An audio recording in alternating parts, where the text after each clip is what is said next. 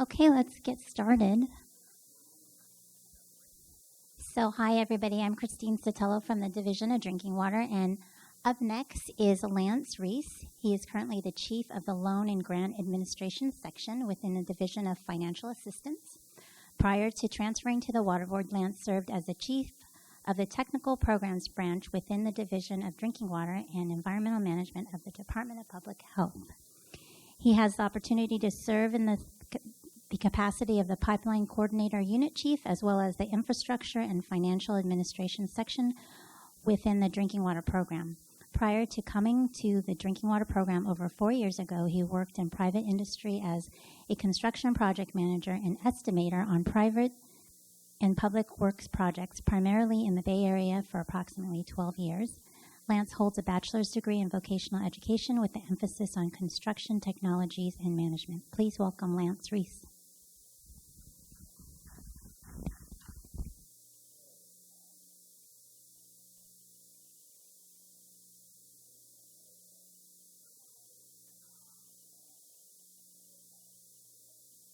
Greenlight. Hey, am I on? Okay, thank you. So the presentation I'm going to deliver today, I've titled it the 5 W's of the Drinking Water SRF. And what that is the who, what, when, where, and why. Not particularly in that order, but just to give you a little overview of the Drinking Water SRF and a little bit about what it's about and why we're here and who we're comprised of and what we hope to accomplish in the future. Make sure I'm doing this right. Okay. So what brought about the Drinking Water SRF was amendments to the Safe Drinking Water Act in 1996, Section 1452. And what that did is that created the Drinking Water State Revolving Fund. I'm sure some of you here at the Control Board are familiar with the Clean Water State Revolving Fund. It's about 10 more years more mature than our program. And so by this being enacted, we were primarily modeled after the Clean Water, but we're not exactly the same. So what the Drinking Water State Revolving Fund is, it's you could look at it as an infrastructure bank. We get capitalization grants from the federal government on a yearly basis. The state has to match each one of those capitalization grants with 20% of its own money in order to make use of that federal money or gain access to it. What we do with this money is primarily we give it out in loan to public water systems for infrastructure. And that can be for infrastructure, repairs to existing infrastructure, improvements to existing infrastructure, and to improve the quality of life for Californians and for clean drinking water. On a yearly basis, we get approximately $80 million from the federal government, and then we match that with the 20%. Another component of the Drinking Water State Revolving Fund is set-aside funds, and that funds our administrative support, our third-party contractors. A portion of the money funds also the Division of Drinking Water and their regulatory activities, and then there's a few little other minor issues that also get funded. So now we're here, and so what is our mission and our vision? It is the state water. It is the same vision that has already been in place here. We're just adopting it. The vision is a sustainable California made possible by clean water and water availability for both human uses and environmental resource protection. The mission to preserve and enhance and restore the quality of California water resources and ensure their proper allocation and efficient use for the benefit of present and future generations. I've been told that we're going to add some drinking water lingo in there too, but we don't necessarily feel left out. We know that we're accepted with open arms. So why are we here now at the State Water Resource Control Board? And when did we arrive? The governor's administration is the primary purpose of why we were moved, and the governor's intent was to consolidate all major water quality programs within a single agency. designed to allow the state to better manage and protect water resources and to ensure safe drinking water for all Californians. I think that has been of great benefit to at least the Drinking Water State Revolving Fund. I'm sure that you've heard from the Division of Drinking Water, and hopefully they've said the same thing. But so what the result of this move was that the Drinking Water State Revolving Fund and all of the funding staff were transferred to the Division of Financial Assistance within the Control Board. And the Control Board obviously administers a Clean Water SRF. And this transfer was effective July 1st of 2014. So it's fairly fresh, and we are actively transitioning and merging together and developing synergies with one another, learning a lot, and it's just it's been a tremendous amount of work, but I think it's definitely a huge benefit to the at least the Drinking Water State Revolving Fund. So where did we come from? Obviously, we didn't come from Mars, but we were within the Health and Human Services Agency.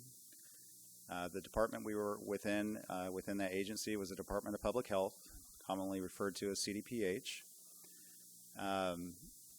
Within CDPH, it had centers, so we were under the Center of Environmental Health, and within centers there's divisions, and we were known as the Division of Drinking Water and Environmental Management, commonly referred to as DWEAM. We like to say we were the DWEAM team, but anyways, that's ancient history. And then within the Division of Drinking Water, the Drinking Water State Revolving Fund was managed by the Technical Programs Branch that I was once the chief of. That no longer exists, but the fund still exists, and we're just incorporated within DFA now. So our new home is the drinking water program is now within two separate divisions. One is DFA, the other one is the Division of Drinking Water. The Division of Drinking Water primarily oversees the regulatory side of dealing with public water systems, and the Drinking Water State Revolving Fund is the funding mechanism in order to try to help bring those systems into compliance. The other thing that got moved over with us that I'm not over, but another one of my fellow managers is the operator certification program. So that's also located within DFA and got combined with Clean Water's operator certification program. So it's now much larger than it once was. So what are we comprised of? We are comprised of a team of qualified and very enthusiastic people. So we have managers, both technical managers and administrative managers. We have engineering staff that are their title as project managers to oversee each one of the funding projects from application all the way through to completion. We have environmental staff who is they're within a different branch of DFA, but they're nonetheless still engaged with us fully on our projects, and they prepare environmental documents and manage the environmental aspects of projects. And then we have administrative staff who are all under me, and these staff provide program support, so annual reporting, reports to the legislature, Davis-Bacon compliance monitoring, Buy American compliance monitoring. They do marketing. They do some other program support activities. I have a group of financial analysts that do financial credit reviews of each application that we receive. We also have a disbursement unit that carries out all the disbursements for all of the funds that we give out. And I've always been told to remind people this is a reimbursement program, so we give a loan out to a public water system. The public water system takes that money, they go out and they fund their project, and as they incur costs, they submit claims into us, and we pay those claims for eligible costs that are incurred. To give everybody a little bit of better vantage point of the way we're structured, feel free to go to the org chart. I provided a link here. You can also go on DFA's website, and you can see it there as well. We're all in nice little pretty little boxes, all completely organized and easily decipherable. So what has been accomplished by the Drinking Water State Revolving Fund? What this table here represents, it's broken up into two kind of large segments of time with the program. The program, like I said in the beginning, it was amendments to the Safe Drinking Water Act that created the program. That was back in 1996. The program got off the ground at CDPH in 1997. And from 1997 to 2009, the program committed approximately $700 million in funding to public water systems. In the last 4 years, the program's been under some scrutiny, and it has been under a lot of pressure from EPA and others within the EJ community, and we have really stepped up efforts on getting funds committed. As you can see, within the last 4-year period, we've committed over $1.2 billion in funding to public water systems. Our annual commitment amount for the first years is around $70 million, but our commitment amount on average for the last 4 years is around $256 million. The same kind of, you can see the difference with our disbursements. Obviously, we're getting a lot more money out the door in recent years, and we've increased our commitment pace tremendously. And I don't see that really downtrending necessarily. I see that we're going to be able to maintain our commitment pace and get the money out the door and get this money committed to projects timely. So just in last fiscal year alone, the Drinking Water State Revolving Fund committed over $356 million, which was the most the program had ever done in any one single year. It was a tremendous accomplishment. It took a lot of effort from every member of the staff, including the Division of Drinking Water folks as well, to push the projects along in the field. So, what does the future hold for our program? There's definitely greater things to come from the program. Being here at the Water Board and having the push of this transition, it has allowed us to change a lot of things. Number one thing that got changed was the repealing of our drinking water regs. These regs were, although they were in place for good reason, they over time started to limit the program and its ability to conduct business in a more efficient manner. And so what this allowed us to do was to have those regs repealed and follow Clean Water's way of business and implement a drinking water policy manual. And so what that, like I said, it allowed us to kind of restructure the way that we're conducting business. It's also allowing us greater flexibility to try to accommodate more funding recipients in public water systems. So I've also included a link here to the policy manual. So feel free to read that in your leisure. It's not very long. It's less than 40 pages. It's got a lot of appendices. It's got a lot of good information in there. And it's good information that if you're involved with any drinking water systems that you know that need financial assistance, it's a great tool and resource for them to kind of get educated about our program and see what we can do and what we can't do. The transition also is allowing us to create synergies between the clean water and the drinking water program. Whereas when we were in two separate agencies, we were kind of strangers to one another. We knew each other. We knew what each other kind of did, but we weren't able to time things in an efficient way. And now we're starting to see some of these projects that are coming along where maybe a municipality wants to replace a sewer line, but they've also got a water distribution system that needs to be replaced. And now we can start to look at these projects together, and maybe this municipality doesn't have to tear up their streets twice. Maybe they only have to do it once, or there's other things also that have come into play to allow us to try to maximize the funding that we are giving out, both on the clean water and drinking water sides. It's allowed our staff to broaden their perspectives. There's definitely opportunities for folks to learn the clean water side, learn the drinking water side. I can't say that more than for myself, because with the transition here to the board, I was a drinking water person, and now I am over some clean water activities as well. And so I'm definitely having my horizons broadened. Also, just blending of resources. So having more people available to try to conduct business, it's just allowed us to grant some flexibility in getting things done where we've got heavier workloads than others. A huge benefit is merging with a like-minded and mature program. So the Clean Water program is about 10 years older than us, but they've also, they're ahead of the learning curve. And so the things that we have experienced over the last couple of years, the Clean Water has already gone through that process. And so not only is it probably helping with our credibility somewhat, but it's also helping us learn from the lessons that they've already learned from.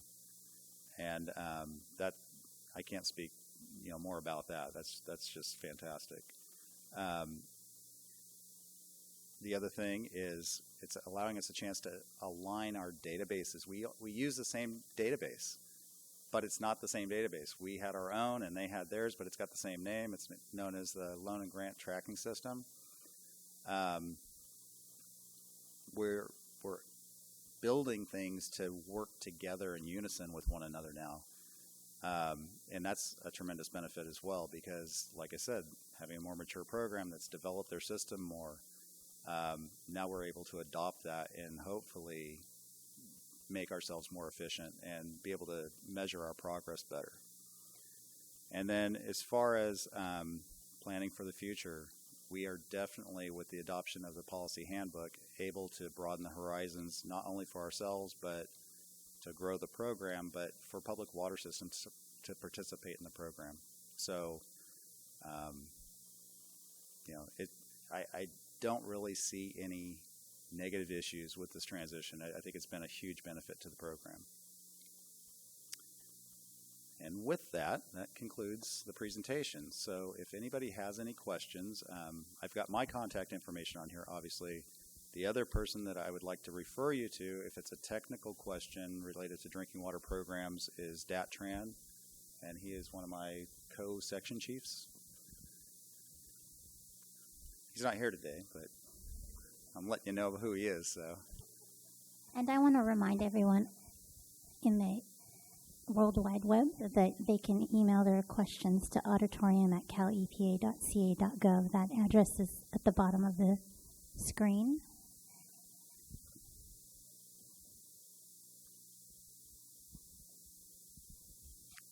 Hey, Lance, how many staff came over with the loans and grants program or financial assistance program? I would say there were probably, let's say it was around 50. Yeah, I'm getting nods in the audience. Around 50, roughly. Okay, thank you.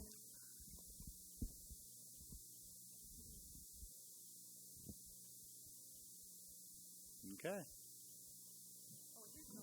Oh, got another one. Okay. Where are you located? Where's your staff located? So that's an interesting question. So some of us are still located within the East End complex where CDPH's headquarters is. We're on the second floor of Building 174. Myself, I'm located over there still. And I know that the board is doing their best to try to get us all co-located, but that comes with challenges too. So we're managing, and it still works. So I don't know. Is there of the 50? Maybe half. About half of us. So over at the East End complex, we still have a group of technical staff over there.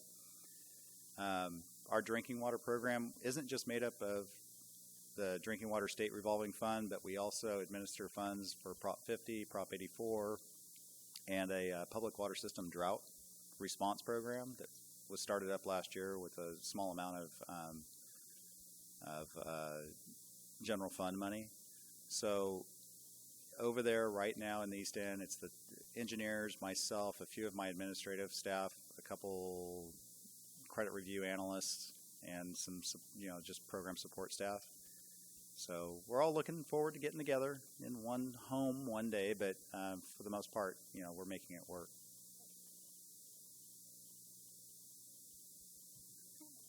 I have a question. Go for it. So what piqued my interest was the fact that you might be, say, they're restoring a storm sewer system, and then you could benefit from that, and maybe if they're putting a new drinking water system, they could utilize that same construction activity. Is that a real case scenario, or is that something? I think that's a real case scenario. Mm-hmm. I think that there are options that we weren't completely aware of, to be honest with you. So I think going forward that these projects that may have a co-benefit to both clean water and drinking water for a applicant, they're definitely going to be evaluated. And if there's eligibility that works out and the financing options work out for these systems, I don't see any reason why they can't benefit from both programs.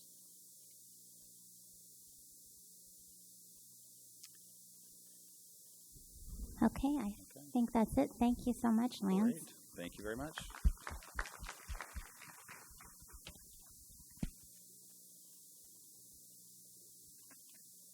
Okay, so next up,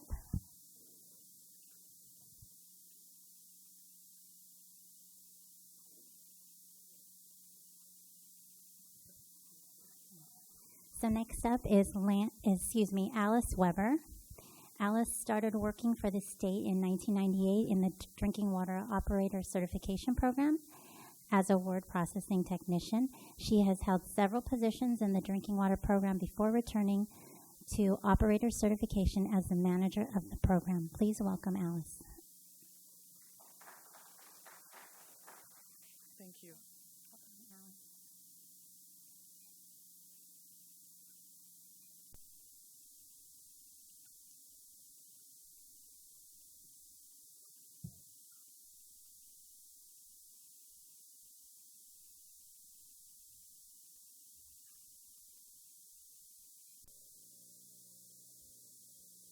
Operator Certification Program. Our goal, I know. I need some help. How do I move this forward? Oh, okay. Excellent. Okay. Can you hear me now?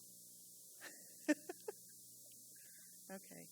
The goals of the Operator Certification Program is to ensure that skilled professionals overseeing the treatment and distribution of safe drinking water have met a minimum level of competence, thereby protecting the public health.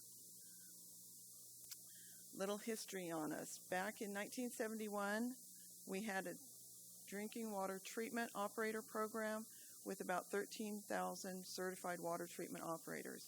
In 1998, the US EPA came down and said that they came down with guidelines for the certification and recertification of operators of community and non-transient, non-community public water systems. This included the treatment and distribution. So we had a program for the treatment operators based on the 9 baseline standards that were in these guidelines. We had to adjust our treatment program, and then we had to write new regulations for the distribution operators. We did that, and those went into effect January of 2001. Who do we certify? For the treatment plant operators, anybody who physically treats drinking water needs to be certified. For the distribution operators, it's the people that make the decisions affecting the quality or quantity of the drinking water. So if you've got somebody that's working for you and you have told them to turn this dial to this, you have to be certified. They are doing your instructions. You're making the decisions. So you need to be certified.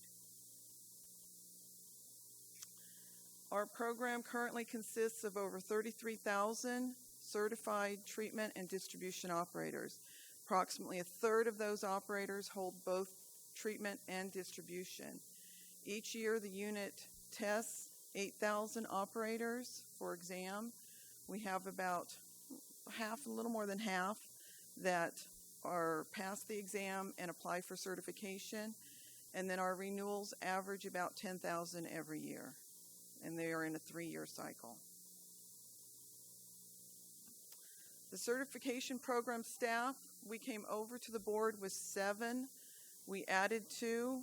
2 were reassigned to us to help us with our workload. So there's myself, Staff Services Manager 1. I now have 3 analysts, 2 MSTs, 2 office techs, and a program tech. The duties of the certification program staff. We compile and administer the exams. We have 2 treatment exams a year, 2 distribution exams a year. The distribution exams are the large exams. We basically have 2,400 applicants for each exam. The treatment exams average about 1,500 for each exam. We evaluate the exam and certification applications as they come through and respond back. If they do not meet the requirements, let them know how they can go about doing that.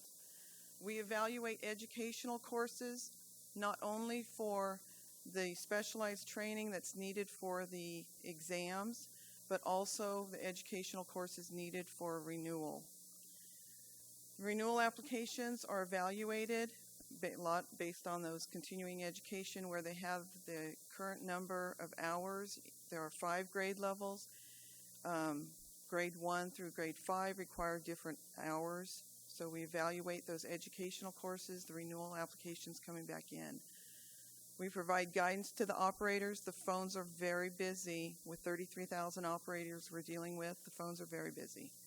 And we validate exam questions. So every 5 years, we send out a job survey to the different, if it's distribution that we're doing, we send out a job survey to distribution operators and ask them what they do in their job.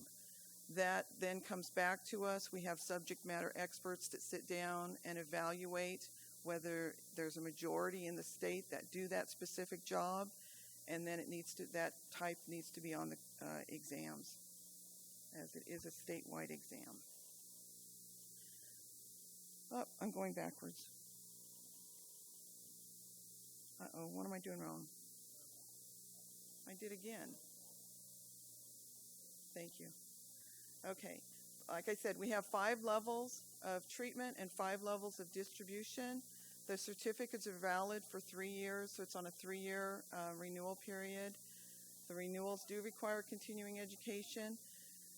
Because we have the certifications, the exams, and the renewals coming in, there are a lot of checks that we process because there are fees associated with all of that. The exam fees, if you are taking an exam that you have failed previously, there's a discount fee for that. If you are certified in both treatment and distribution, there's a discount fee for certification and for renewal. We average between 20 and 22,000 checks a year. We have seriously increased the workload of the accounting staff here, and they have certainly risen to meet our expectations. It's been wonderful. Any questions?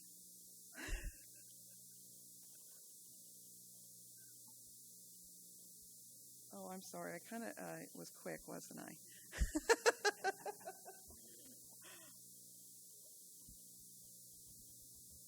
Yeah. I work in the Office of Public Participation, and we get emails, we get questions on all the programs of the board. What can you just describe maybe the general types of requirements for, say, just level 1 for either the treatment or the distribution operator? Our process is a 2-step process. We have the exams. They need to qualify for the exam, and that's education. So once they meet the education, they can take the exam. They pass the exam. They have 3 years from the date of passing that exam to meet the certification requirements. So certification requirements, if they've got a degree, that can take off some of the years that they need. Otherwise, it's experience on the certification side. So Typically, then, what would the education requirement be for, say, a treatment operator? So it's basically, both programs fairly much mirror each other. So for the grade 1, you need to take the exam, a high school diploma or GED. There are a couple avenues we have if you don't have those that you can go, but that's generally what they do. And then from grade 2, you need to have a minimum 36-hour or 3-unit course in specialized training. So if it's a treatment exam you're going to, you need to have a treatment course completed, and then it goes up the number of courses that you need the higher you go for the exam. For certification, it's experience, it's the number of years you've been there. For grade 1 and 2, do not require experience, so as soon as you pass that exam, you can get certified. Grade 3 goes where you need to have that experience, and one of those years, you need 2 years for grade 3. One of those years needs to be as a grade 2 operator in a grade 2 facility or higher. Yeah. Uh-huh. I have a question about enforcement. So what are the tools that you have to take enforcement on folks that are doing business without certification? Prior to the merger, enforcement was very limited. We basically had one person in the unit that dealt with enforcement. We now refer enforcement actions to the Office of Enforcement here to deal with. So they're getting with the drinking water program and the district engineers and dealing with that. Okay. Good, thank you. Any other questions? Okay, thank you, Alice.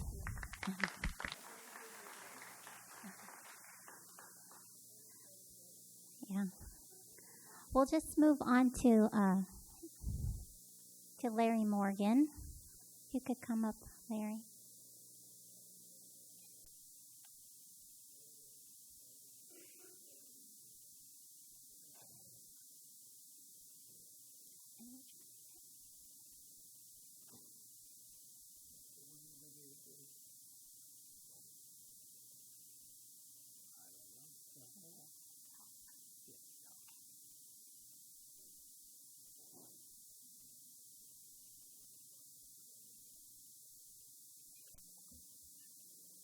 Is it going to show up?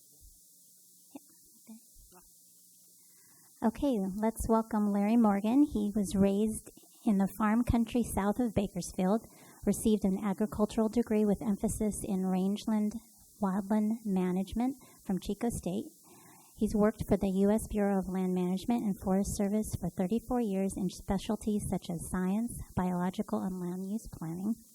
For the last 8+ years, worked for the State and Medical Waste, Department of Defense Radiological Oversight, Nuclear Emergency Response, Drinking Water, and Environmental Review Programs.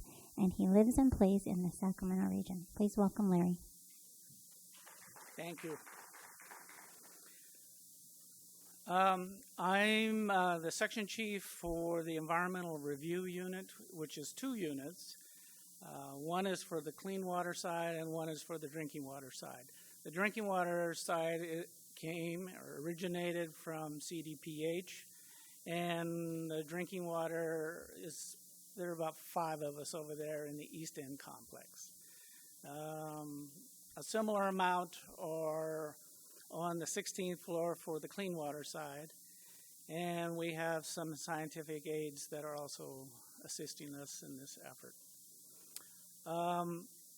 We anticipate and have in the recent past been mixing and matching skill sets in the section to make sure our work gets done and we get ahead of the curve.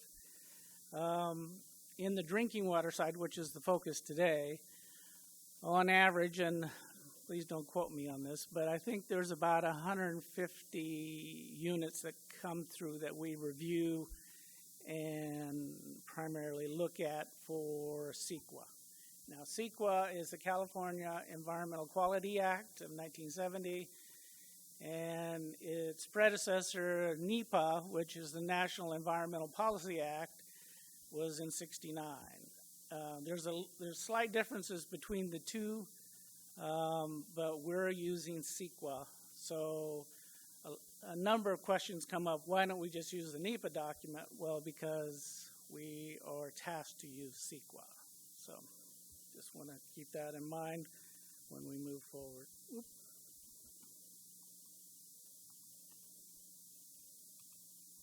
Whoa. I just did it for you. Could you go back one? One more.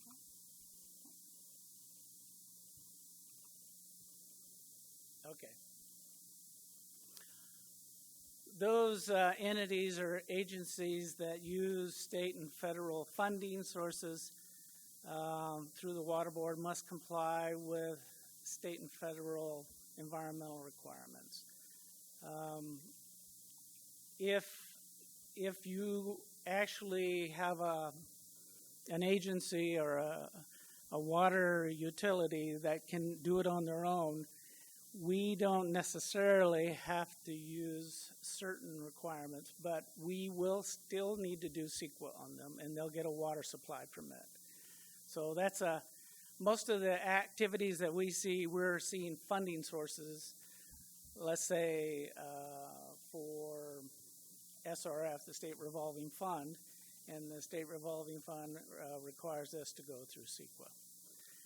So the reason that we require, in general, the reason we require it is these drinking water facilities will have some land disturbing activity, either constructing a brand new facility or reconstructing a facility. And the intent is to maintain standards and maintain the demand for drinking water.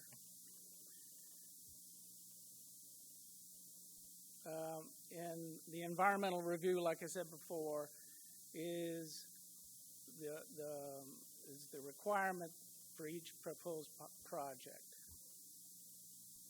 Which one am I supposed to be giving? The center one? The left one. The left one. Okay, CEQA. The California Environmental Quality Act was, like I said before, it was enacted in 1970. It essentially is regulating activities of private individuals or corporations found to affect the quality of the environment, and we shall regulate such activities so the major consideration is given to preventing environmental damage. CEQA has had quite an evolution, and it gets updated and changed through legislation, case law, and the State Office of Planning and Research. CEQA process requires submission of environmental information. That's an interesting topic in itself, exactly what is environmental information, because we do have specifics for it. And about the proposed project prior to funding, prior to making an approval on a permit, a lease, a certificate, and prior to implementing any construction. And it's also, it provides a tool for the state agencies who use it to make informed and legal defensible decisions. And also it provides a specific time for litigation related to a specific project to occur if it were to occur. Okay, in general, this is what we do in the drinking water program. We provide compliance for projects funded by the voter-approved propositions 50, 84, now Prop 1. Also the emergency projects that we have had for the drought. CEQA and NEPA-like compliance for projects funded through SRF. That's a big workload. CEQA review for water supply permits, like I talked about earlier, through the Division of Drinking Water. We track the The section tracks legislated and pending case law affecting CEQA. We track federal registers for water supply permits, because sometimes we're not aware of certain ones. And we comment on state clearinghouse circulated documents. The state clearinghouse is where everybody gets to see what we're working on, whatever document we happen to be reviewing. It's also held up for public review. And also we have to mentor or work with other CEQA lead agencies. So we're in constant contact with them. The CEQA team doesn't just involve the drinking water program or the clean water program. It involves the project applicant, probably the primary entity, responsible agency, trustee agency, the lead agency, the general public, who will be reviewing the documents, and the interest groups, and on occasion the recognized Native American tribes. The lead agency, which we do serve as a lead agency quite a bit of the time, must consider impacts for all of the for all of the resources, and we have to make sure that we do review all of those resources because we are liable. If you're a responsible agency, it's a step down. You must consider the resources within the agency authority. Your authority might be limited to, let's say, California Department of Forestry, so your scope would be narrowed to forestry. Could be California Fish and Wildlife, so that realm is going to be in the Fish and Wildlife realm.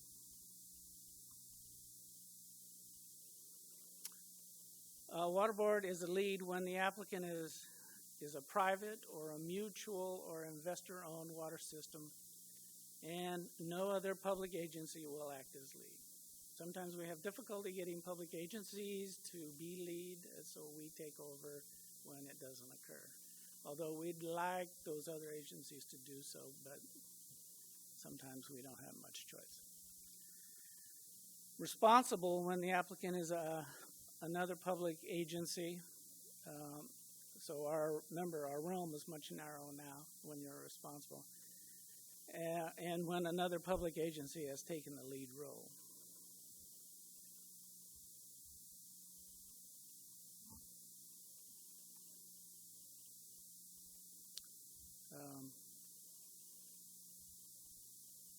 There we go. Okay, this, in a nutshell, is CEQA. You can't read it? Oh, that's unfortunate. Yeah.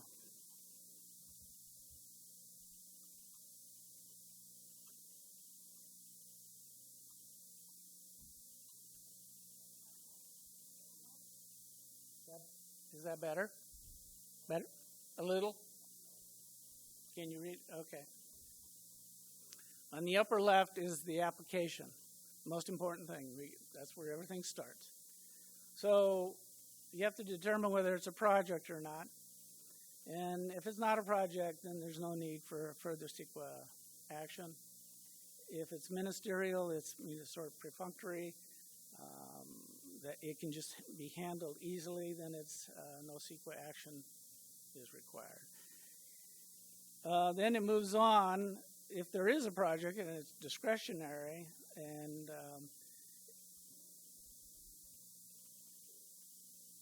did that help? I don't think it did, but discretionary project, if there's no significant impact then to the resources, you'll get a notice of exemption, and so you just work down. There's no reason to have an EIR, environmental impact report, But as we keep moving over to the right, the impacts become greater and significant. And if there are impacts, and these environmental impacts are based on that pie chart we saw earlier or there, and they can't be mitigated, because there's a potential, because you can mitigate and get a negative declaration, or you can get a mitigated negative declaration because you find a way to mitigate to a certain level where it's no longer significant impact. And then keep moving to the right, the impacts remain, whatever the project is, then you have to prepare an EIR. Now, once you get down to that level, it's going to take many months to get through the process. And preparation of EIR, we're usually not involved in that. That's usually at the level of a consultant usually is called in for whatever agency is involved. Because preparation of an impact report can take time and a certain amount of money. And then once it's all done, regardless of what those impacts were, you can have a NOD. Let's see, I forgot my, I have spaced out on my notice of declaration? No, determination, thank you. Notice of determination, and then you can proceed with the effort. Whatever the project was, whether it's construction, reconstruction. So you can see in a real simple dichotomous area there, if there are no significant impacts, you can get a negative declaration. If there are some significant impacts that can be mitigated, then you get a mitigated negative declaration. However, on the flip side, if there are significant impacts that can't be mitigated, then you're going to have to go to an EIR. Uh-oh. Okay. In most of our activities, we have federal cross-cutters. That means we are going to have to assume a certain amount of requirements from the federal agencies. The most common one and the most required is U.S. Fish and Wildlife Service. Biological reports are prepared where there is a species present, plant or an animal species. And those may require consultation at some length if that species is impacted. If there's no impact, we'll still probably have to do consultation, but far less degree. The other one is from SHPO, Cultural Resources. You need to go to the Section 106 of the National Historic Preservation Act and prepare cultural reports for review. Both the bio and the cultural reports review must be present in our documentation. There are many other federal laws that could apply, probably in the tune of about 15 or so, but we rarely ever get involved in them, fortunately. But if there's, farmland, coastal areas, a number of other activities and areas are potentially would have a significant impact if the project were of such magnitude that it actually hit those resources. And that's all I have. Are there any questions?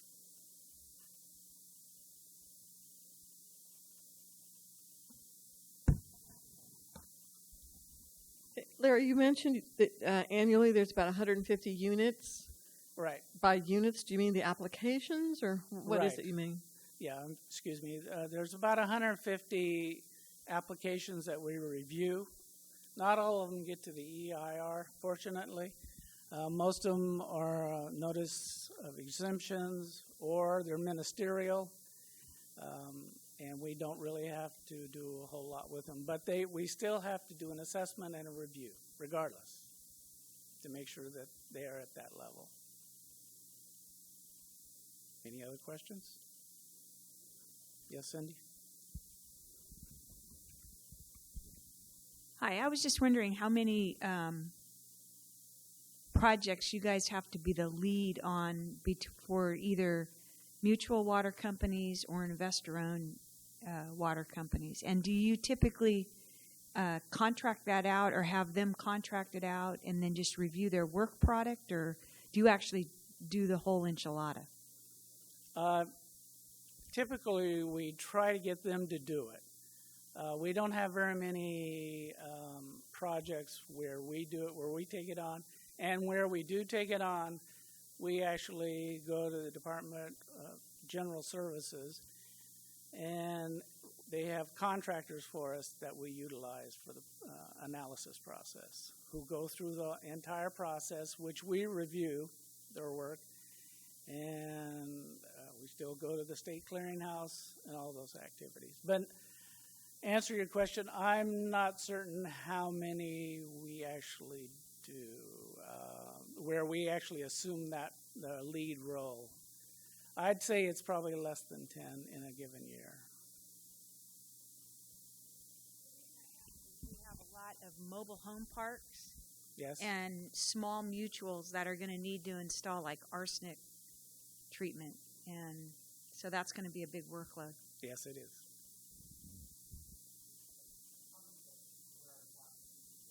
Yes. We're actually have had several meetings with DGS at this point to sort of start up this activity, to let them know it's coming, and they don't really have any problems with it. So they're ready to go. So we're very happy. The discussions have gone well.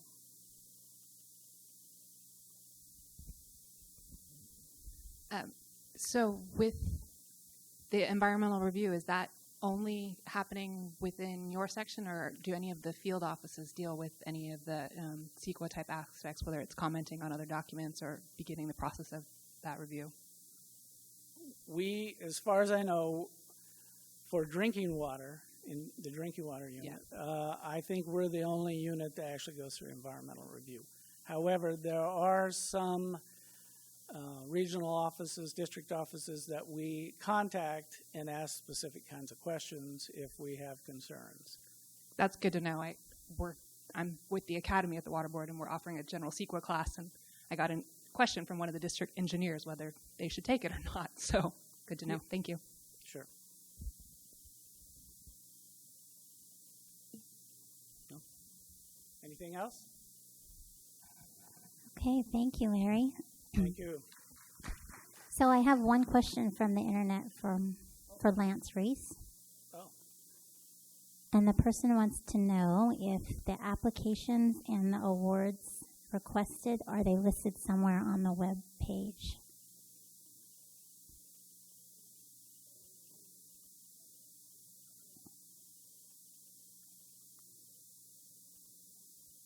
And then Larry, you have to come back. I have another question for you. Okay. So the question is, do we post our awards? We don't currently, but we've had the intent to. Prop 84, I think, does or did. I haven't looked at the website lately, but we're going through a lot of changes as far as the website design goes. So areas where you can find projects that have been listed are awarded. If we posted the annual report to the Drinking Water SRF, they'll be listed within that report, or reports to the legislature for the Drinking Water SRF. It's listed in that report. But in discussions with technical staff, we anticipate getting those lists up hopefully by the end of April, and those will be active lists or live lists that get updated periodically. So hopefully that answers your question. Thanks, Lance. So, Larry, I have a question for you here.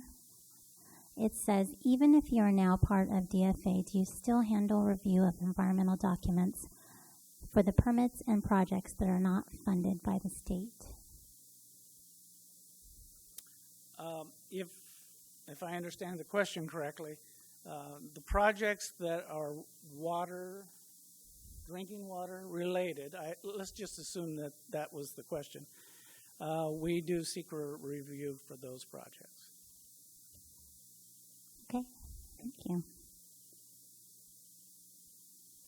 And then I do have a question about classifications, and I think I'll defer that question to Human Resources to answer that. But that's it for the training program. I do want to remind everybody that if they weren't able to watch different portions of it, we'll have it on demand on the Training Academy webpage, and I'll put that up as soon as possible. So I want to thank everybody for presenting, and for all of you on the internet watching, and for those in the room for attending. Thank you.